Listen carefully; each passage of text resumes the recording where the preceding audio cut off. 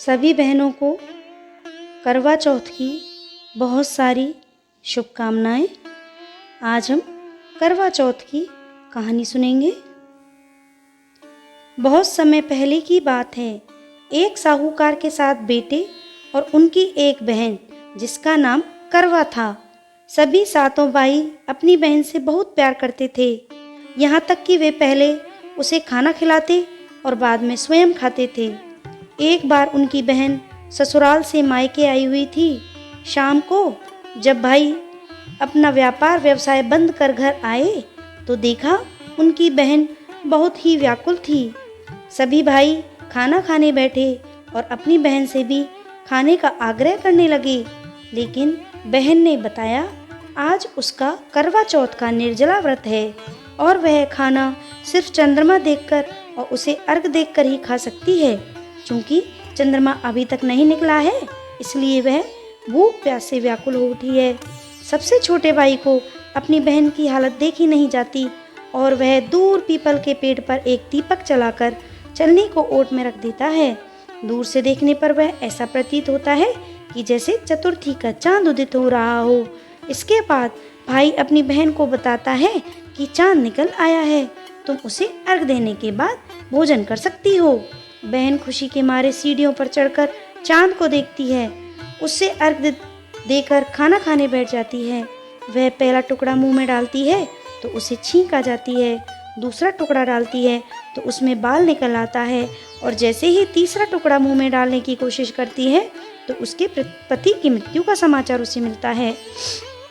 वह बौखला जाती है। उसकी भाभी उसे सच्चाई से अवगत कराती हैं कि उसके साथ ऐसा क्यों हुआ।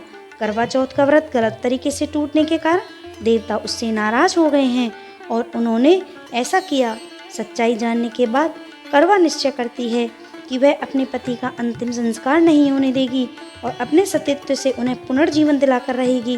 वह पूरे साल तक अपने पति के शव के पास बैठी रहती है, उसकी देखभाल करती है, उसके ऊपर उगने वाली सुईनुमा घास को एकत्रित करती जाती है। एक साल बाद फिर करवा चौथ का दिन आता है। उसकी सभी भाभियाँ करवा चौथ का व्रत रखती हैं।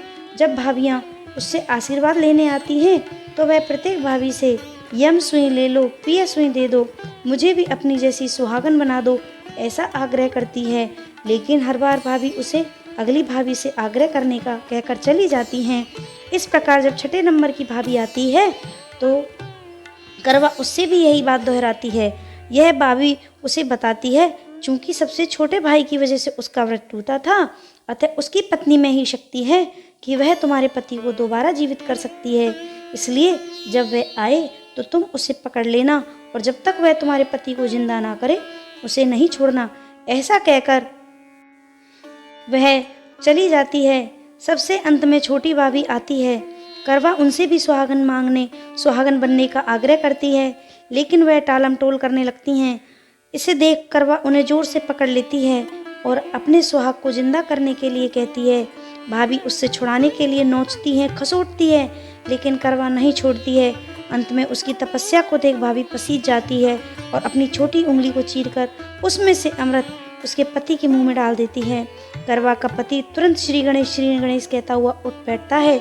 इस प्रकार प्रभु कृपा से उसकी छोटी भाभी के माध्यम से करवा को अपना सुहाग वापस मिल जाता है।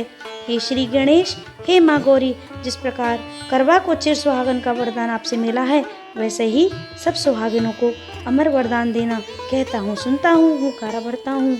जय हो करवा चौथ मैया की। ओम श्री गणेशाय नमः।